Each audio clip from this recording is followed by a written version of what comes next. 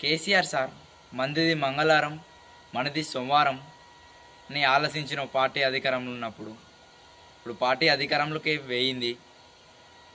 Party అధికారంలో ఉన్నప్పుడు ఈటల రాజేందర్ స్కాములు ఎత్తుండు, 100 కోట్లు 1000 కోట్లు సంపాదించుకుంటుండని పార్టీలోకి వెళ్ళి బయటికి పంపించినావు. సరే ఓకే, కానీ ఇప్పుడు నీ బిడ్డ 100,000 కోట్ల స్కామ్ చేసింది.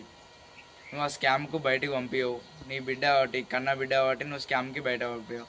తెలంగాణ పైసలు 100,000 కోట్లు సంపాదించుకున్నది. నువ్వు తెలంగాణ రాకముందుకు నీ ఆస్తి ఎంత? ఒక 2 కోట్లు అనుకో.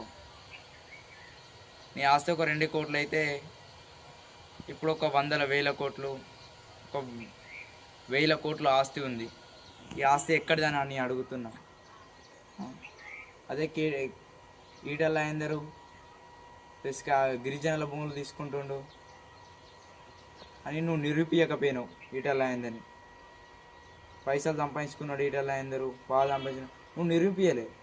కానీ నీ బిడ్డ లిక్కర్ స్కామ్ చేసిందని తెలంగాణ ప్రజలు ప్రతి ఒక్కరు నిరూపించారు. 100,000 కోట్లు. నువ్వు తెలంగాణ వచ్చినప్పుడు నీ ఆస్తి ఎంత? మొన్న రఘునందరావు అన్నాడు, అరే కేటీఆర్, నువ్వు తెలంగాణ రాకముందుకు ఢిల్లీలో చిప్పలు అడుగున్నావు, ఈరోజు నా మీద మాట్లాడుతున్నావా అన్నాడు.